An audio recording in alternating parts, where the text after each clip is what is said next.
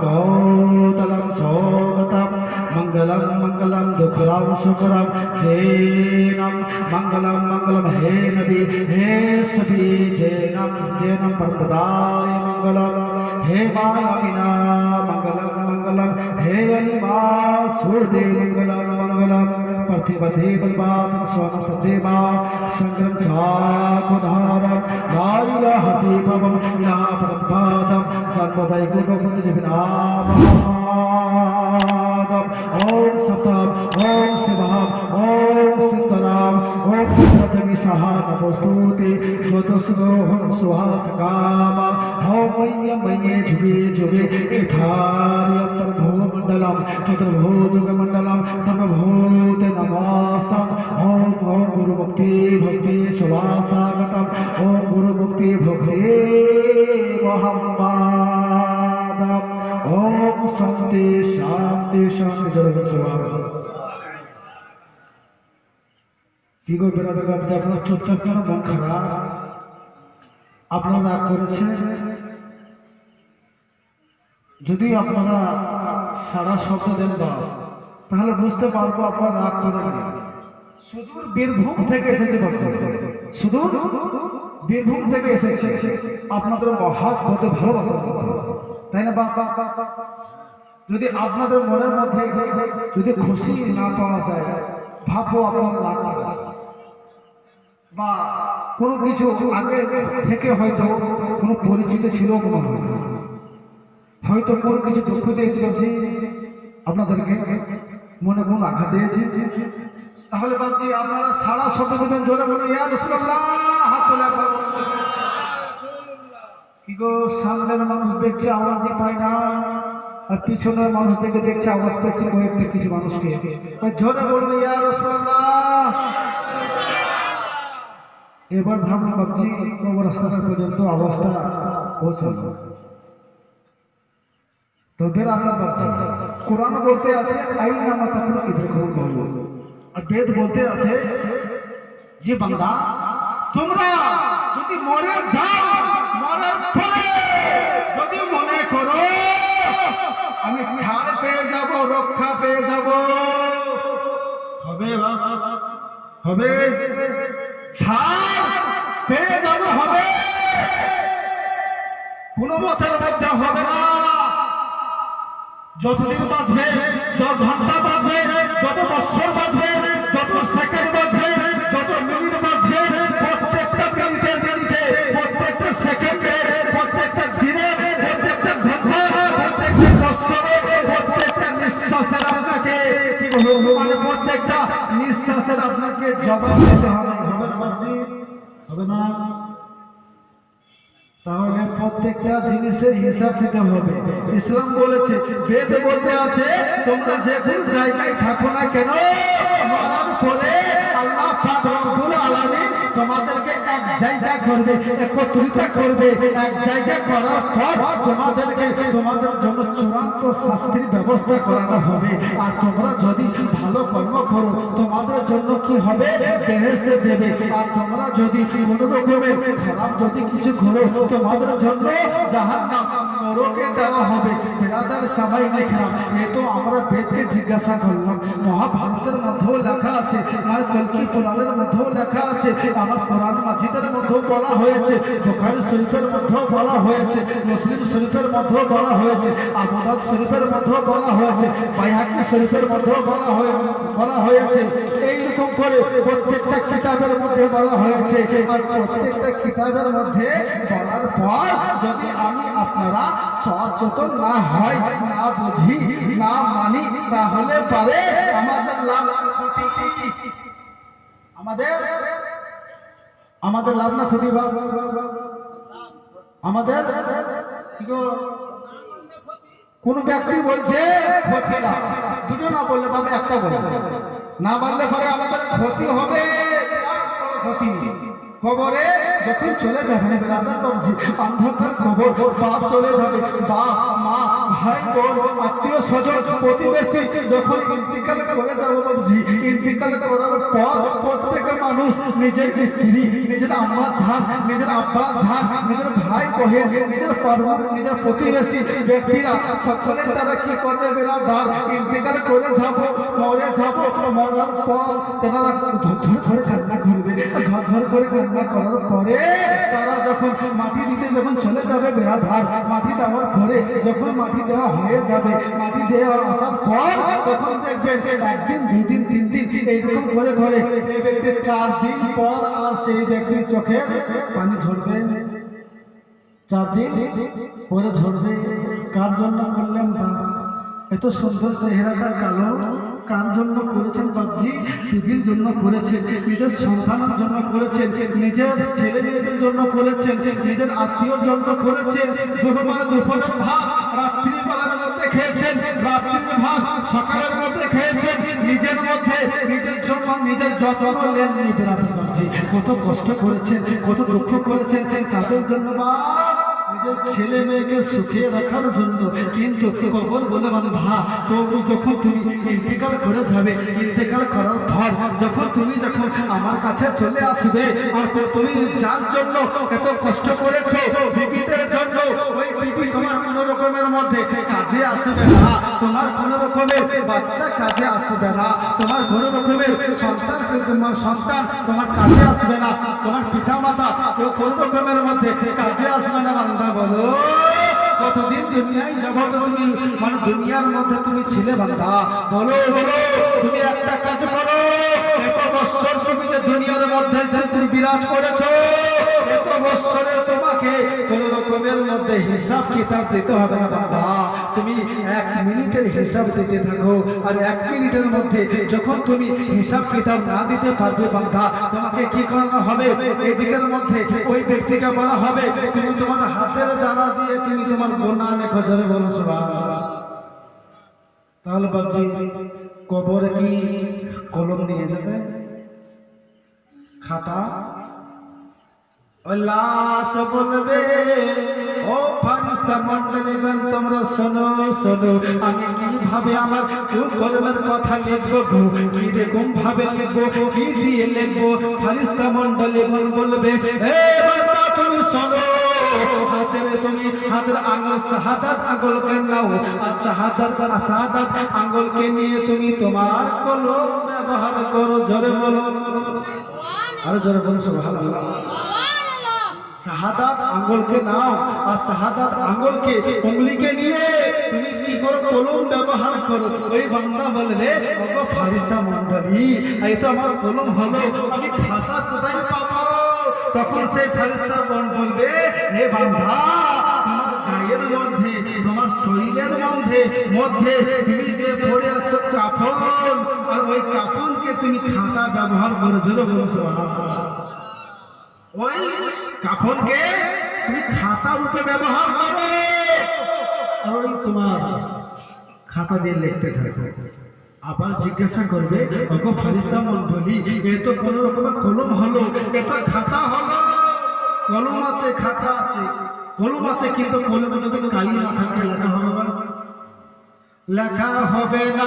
ফারিস্তা মণ্ডলীকে জিজ্ঞাসা করবে ওগো ফারিস্তা মণ্ডলী, আমি কিভাবে লিখবো, কি রকম করে লিখবো, কোথায় আমি কিভাবে লিখবো? আমি তো হাতের আঙুল আছে খাতার মধ্যে, খাতার পরিবর্তের মধ্যে আমার তো গায়ের পরনের কাফন আছে, এবার দরকার কালি, কালি কোথায় পাবো? ফারিস্তা মণ্ডলীগণ বলবে হে তুমি শোনো, তোমার জবানের থুতুকে কালি বানিয়ে নাও। ধরে বলো তোমার থুতুকে কি করো? কালি বানিয়ে নাও, আর কালি দিয়ে তুমি তোমার থুতুকে আঙ্গুল দিও, আর আঙ্গুল দিয়ে তুমি তোমার কাফনের মধ্যে লেখো কতগুলো কর্ম করেছো, কতগুলো কষ্ট দিয়েছো, কতগুলো কি করেছো বান্ধা, সব কিছু লেখো। যখন লেখা হয়ে যাবে, লেখা হয়ে যাওয়ার পর যদি আপনার আমলনামা যদি ভালো হয়, আপনাকে জান্নাতের ফেরেশতাকে বলবে রিজওয়ানকে, এই রিজওয়ান জান্নাতের ফেরেশতা তুমি শোনো, এই ব্যক্তিকে নিয়ে চলে যাও, আর এই ব্যক্তিকে নিয়ে চলে গিয়ে এই ব্যক্তিকে ব্যক্তিকে আজ থেকে কাল কিয়ামতের দিন পর্যন্ত জান্নাতের ঘুম পাড়িয়ে দাও। জোরে বলো সুবহানাল্লাহ। জান্নাতের ঘুম পাড়িয়ে দাও। আর আমল যদি খারাপ হয় বাপজি, মালিক ফেরেশতাকে বলবে, এ ফেরেশতা তুমি শোনো, তুমি ওই বান্দাকে, নাফরমান বান্দাকে, মানে গ্রামের মধ্যে মসজিদ ছিল, নামাজ পড়তে চাইনি, ওই নাফরমান বান্দা রমজান মাসের মধ্যে রোজা রাখেনি, ওই নাফরমান বান্দা আল্লাহ পাক রব্বুল আলামিনের প্রতি ভয় করেনি, নবী মুস্তাফার প্রতি মহব্বত রাখেনি, এক কথায় যা কর্ম করেছে, এই বান্দাকে বলো কোরআন শরীফের মধ্যে প্রত্যেকটা জিনিসকে দেওয়া হয়েছে, আমল করার কথা বলা হয়েছে, এই বান্দা কিচ্ছু করেনি, এই বান্দা কোন রকমের মধ্যে মনের মধ্যে নিয়ত করেনি, যা খেয়াল খুশি ভেবেছে আর সেটাই করেছে, নিজে যেটা ভেবেছে ওটাই করেছে। এক কাজ করো বান্দা, এই বান্দাকে জাহান্নামের মধ্যে তুমি কি করে টানতে টানতে নিয়ে যাও, বেরাদার সবাই দেখলাম ওই ব্যক্তিকে কি করানো হবে, জাহান্নামের দিকে নিয়ে যাওয়া হবে, আর জাহান্নামের দিকে নিয়ে গিয়ে সেই ব্যক্তিকে কঠিন আযাবের মধ্যে দেওয়া হবে, আর এমনই আযাব দেওয়া হবে বেরাদার কাল কিয়ামতের দিন পর্যন্ত সেই ব্যক্তি নাফসি নাফসি করতে থাকবে। আর ফেরেশতাদেরকে বলবে, ওগো ফেরেশতা মণ্ডলীগণ, তোমরা শোনো, আমাকে আর একবার চান্স দাও, আমাকে আর একবার চান্স দাও, আর একবার সুযোগ দাও। স্কুলে বাচ্চারা পড়বে, তো স্কুলের বাচ্চারা পড়লে পারে, তাহলে তো পরীক্ষা হয় না, পরীক্ষা হয় না বাবা, স্কুলে মেসন মাদ্রাসাতে পরীক্ষা হয়, পরীক্ষা হতে থাকে, তো এক বছর পড়ায়, এক বছর পড়ার পর একবার পরীক্ষা হয়, এক্সাম, তো এক বছর পরীক্ষা, এক বছর পড়ানোর পর পরীক্ষার সময় যদি হুজুরকে বা মাস্টারকে বলে, হুজুর মাস্টার স্যার এই কোশ্চেনটা কি হবে আমাকে বলে দিন, মাস্টার বলবে। ওই পরীক্ষার সময়ে এক্সামের মধ্যে অনেক মানুষ থাকবে, অনেক ছাত্র থাকবে,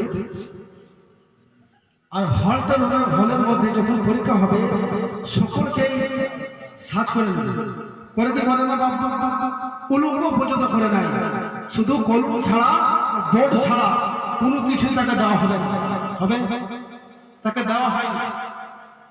আর এক বছর তুমি যে মেহনত করেছো, পড়েছো বাবা, ওই এক বছর পড়াটা তুমি কি করো, 3 ঘন্টার মধ্যে লেখো। মাস্টারকে যদি জিজ্ঞাসা করো, মাস্টার 2 নম্বরটা পেরেছি, 3 নম্বরের প্রশ্নটা আমি উত্তর পাচ্ছি, মাস্টারকে বলছি, তো মাস্টার বলে দিবে বাবা, মাস্টার বলে দিবে না, বলবে ছাত্র, এ বাবা তোমাকে তো আমি 1 বছর পড়িয়েছি, আর 1 বছর পড়ার পর তুমি যদি 5টা প্রশ্নের উত্তর না লিখতে পারো, তাহলে তোমাকে পড়িয়ে আমার কি লাভ হলো? বুঝতে পারছেন বাবা? 1 বছর পড়িয়ে যদি 5টা উত্তর না দিতে পারো, তোমাকে পড়িয়ে কি লাভ হলো? বলার উদ্দেশ্য হলো বলছি 50 বছর, 60 বছর, 100 বছর যদি দুনিয়াতে থাকার পর 3টি উত্তর কবরে না দিতে পারেন, দুনিয়া থেকে লাভ কত? বুঝতে পারছেন বাবজি? 50, 60, 100 বছর দুনিয়াতে থাকার পর যদি 3টি প্রশ্নের উত্তর কবরের মধ্যে না দিতে পারেন, 50, 60 বছর দুনিয়াতে থেকে লাভ হলো, লোকসান হলো? লাভ হলো? তাহলে লোকসান হবে। বলতে চাইলাম বাবজি, যদি আমি আপনারা আমলের দিকে যাই, নামাজের দিকে যাই, রোজার দিকে যাই, দ্বীন ইসলামের দিকে যাই, আল্লাহর প্রতি বিশ্বাস যদি করি, নবী মুস্তাফার প্রতি যদি মহব্বত ভালোবাসা করি, আহলে বাইতের প্রতি মহব্বত ভালোবাসা করি, পাক পাঞ্চাতরের প্রতি মহব্বত ভালোবাসা করি, আর একটা সিজদা আল্লাহ পাক রব্বুল আলামিন যদি কবুল করে নাই, ওই একটা সিজদার দৌলতের মধ্যে, একটা সিজদাকে কবুল করে মানে দৌলতের মধ্যে আল্লাহ পাক রব্বুল আলামিন আমাদের জিন্দেগির গুনাহকে ক্ষমা করে দেবে, আর আমাদেরকে জান্নাতবাসী করে জোরে বলে সুবহানাল্লাহ। তাই নামাজ পড়তে বলা কেন? নামাজ পড়তে কেন বলো? একজন ব্যক্তিকে বলছি নামাজ পড়ে। তো সেই ভদ্রলোক বলছে নামাজ তো পড়বো, নামাজ পড়ে কারা? যাদের পাপ বেশি, যাদের গুনাহ বেশি তারাই নামাজ পড়ে। আমাদের পাপও নাই, গুনাহ নেই, নামাজও নেই। আর একটা মুখে কথা বলতে বলতে আছে নামাজ না পড়লে কি হবে, আমাদের ঈমান তাজা আছে। তা আমি তাকে জিজ্ঞাসা করলাম, আপনি বলতে আছে যে যাদের পাপ বেশি, গুনাহ বেশি তাদের নামাজ, আর আপনাদের নামাজ নাই, তাহলে মৌলবীরা বেশি নামাজ পড়ে, মৌলবীদের পাপ বেশি, মৌলবী সাহেবদের গুনাহ বেশি, কোনটা বেশি? তো বুঝি না হুজুর এ কথা বলেন না, আমি আমার মতে যেটা বুঝলাম সেটা বললাম। তা আমি তাকে জিজ্ঞাসা করলাম আপনার বয়স কত? সে বলতে আছে আমার বয়স হলো ৬২ বছর। ৬২ বছর বয়স হয়ে গিয়েছে। তারপর সে লোককে আমি জিজ্ঞাসা করছি, বাবজি একটি কথা বলি আপনাকে, আপনি ফরজ গোসল কয়বার করেছেন? কি বললাম বা বুঝতে পারছেন? ফরজ গোসল কয়বার করেছেন? সে ব্যক্তি বলতে আছে হুজুর ফরজ গোসল কাকে বলে তাই তো জানি না। গোসল ফরজ হয় কি? গোসল আবার ফরজ হয়, নামাজ ফরজ হয় তাই জানি, মানুষের নাম ফরজ হয় তাই জানি। তা আপনি তো বলছেন গোসল ফরজ, এ কোন ধরনের কথা? গোসল কি করে ফরজ হবে আমি তো জানি না। বলছে আপনি বাপের বয়স্ক মানুষ, বৃদ্ধ মানুষ, আপনি ফরজ গোসল জানেন না? প্রথম নাম শুনলাম আপনার মুখে, গোসল যে ফরজ হয়, তাও তো শোনারই কথা। আপনি কোন জায়গায় বাস করেন বাপ? তা বলছে মসজিদ চেনেন না? বাবু মসজিদ যাওয়া হয় না, মসজিদ যাওয়ার টাইম নাই, মাঠে ঘাটে নানান রকমের কাজে ব্যস্ত থাকে। সে ব্যক্তি বলতে আছে কাজে ব্যস্ত আছে, কাজ করতে যেতে পারছে আর মসজিদে থেকে রওনা হতে পারছেন, তাহলে কেমন হতভাগা বা দুর্ভাগ্য মানুষ। তখন তাকে আবার জিজ্ঞাসা করলাম, বলতে শুনেছি ফরজ গোসল, ফরজ গোসলের নিয়ম কি? তো সে বলতে আছে তিনটি। আমি বলছি সত্যি বলছেন? বলছে হ্যাঁ, ফরজ গোসলের নিয়ম তিনটি। আর ফরজ গোসলের নিয়ম তিনটি কি কি বলে? তো বলতে আছে তেল, সাবান, গামছা। বুঝতে পারছেন? আমি ভাবছি তিনটি ফরজ গোসলের নিয়ম বলেছে, খুব ভালো, খুব সুন্দর, আলহামদুলিল্লাহ। তারপর ভাবছি সে বলছে তেল, সাবান, গামছা। আমরা বলছি কি আমরা ভুল হলো নাকি পড়তে? 12-14 বছর পড়লাম, আমরা ভাবছি 3 রকমের, একটা গড় গড় করা, নাকের পানি দেওয়া, মাথা থেকে পা পর্যন্ত ধোতে হবে। বুঝতে পারছেন? এইটাই আমরা পড়েছি। আর ও ভদ্রলোক বলতে আলো সাবান গামছা। আমরা বলছি এটা কোন বই আছে? যে বই ফই তো আমরা জানি না, আমরা তবে শুনেছি মানুষের মুখ দিয়ে। কোন মানুষের মুখ দিয়ে শুনেছেন আপনি? তো বলছে মানুষদের মুখ দিয়ে শুনেছি, তারা বলে যে গা ধুতে গেলে, গোসল করতে গেলে গামছা প্রয়োজন হবে, আর তেল প্রয়োজন হবে, তেল গামছা এ সমস্ত প্রয়োজন হবে। তাই মনে করলাম ওইটাই, আমি তো কোনোদিন জানি না। বাবজি বলতে চাইলাম যদি 60 বছর, 65 বছর, 70 বছর যদি আপনি ফরজ গোসল না করতে জানেন, জিন্দগিতে আপনার নামাজ হবে না। কথা খারাপ বলছি বাবজি? কোনো নামাজ ভালো হবে?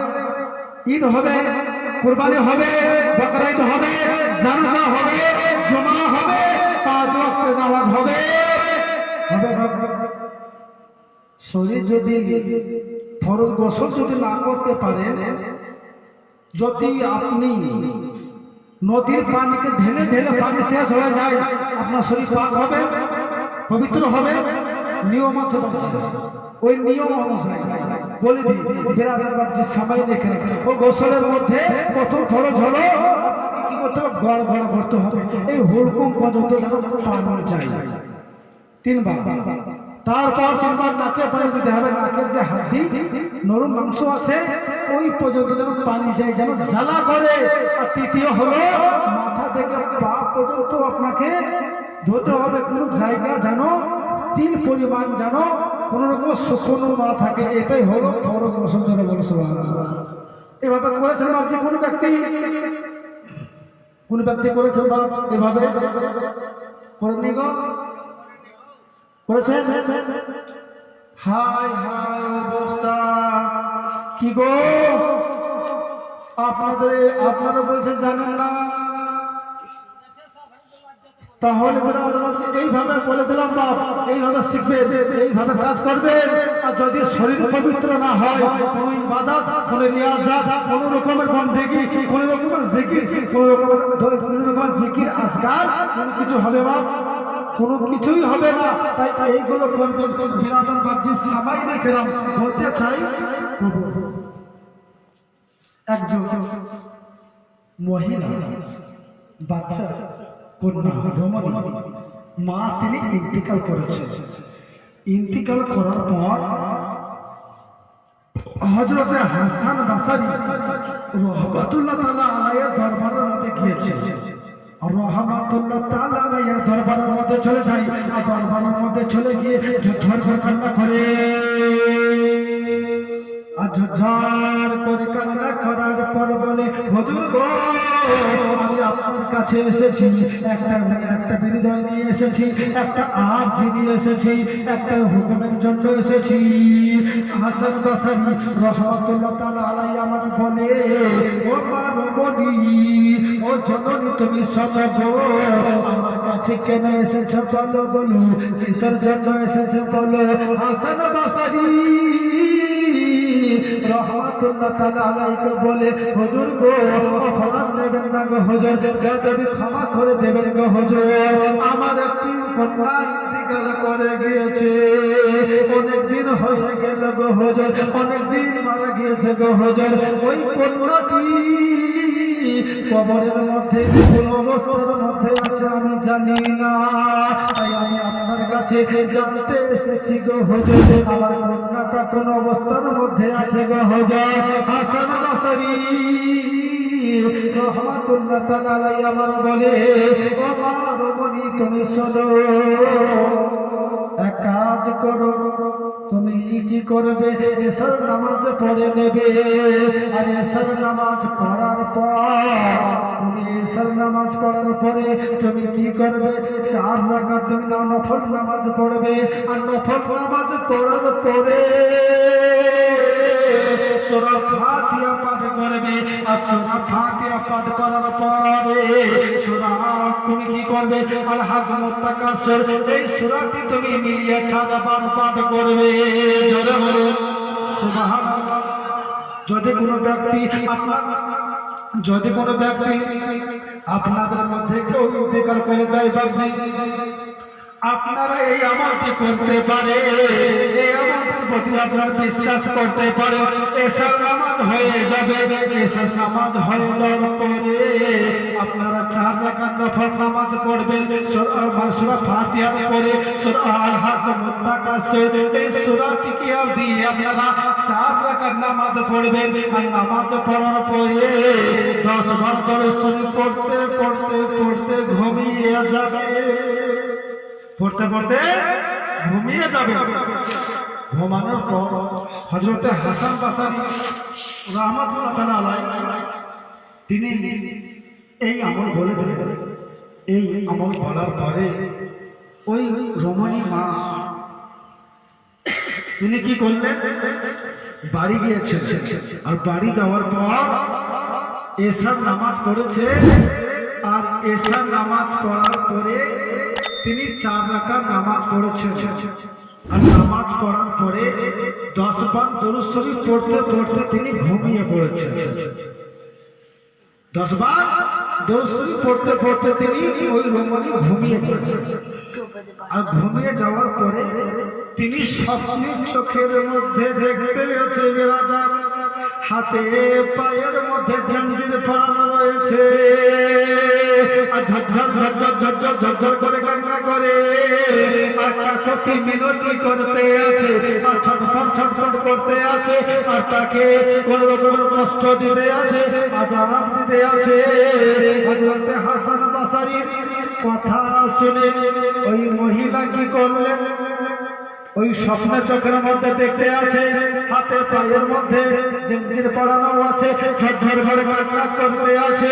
আর সে মহিলা কান্না করে, আর মা তার স্বপ্ন দেখেছে, মা আমি খুব কষ্টের মধ্যে আছি গো, আমি খুব দুঃখের মধ্যে আছি গো, আমি খুব যন্ত্রণার মধ্যে আছি গো, ও গো মা আমি এই তো কষ্টের মধ্যে আছি। এই কথা বলে যাই, ওই মহিলা তখন তেনার ঘুম ভেঙে যায়, আর ঘুম ভাঙার পরে সকাল হয়ে যায়। সকাল হয়ে গেল, সকাল হয়ে যাওয়ার পরে ওই রমণী মহিলা তিনি কি করলেন, হযরত হাসান বসরি রাহমাতুল্লাহ তাআলা আলাইহির দরবারের মধ্যে পৌঁছে গেলেন, দরবারের মধ্যে চলে গেলেন, উপস্থিত হয়ে গেলেন। আর উপস্থিত হওয়ার পর তিনি হযরত হাসান বসরি রাহমাতুল্লাহ তাআলা আলাইহিকে বলতে আছে, আপনি যে আমল বলে দিয়েছিলেন গো হুজুর, ওই আমলটি আমি করেছি, কিন্তু আমি দেখতে পেলাম আমার কন্যা এত আযাবের মধ্যে আছে, হাতে পায়ের মধ্যে জঞ্জির পরানো আছে, আর ছটফট করে চিল্লাতে আছে। এইটার কারণ কি বলো? আমার কন্যা ছটফট করতে আছে, আর সে আযাবের মধ্যে আছে, এটি কারণটা কি হুজুর?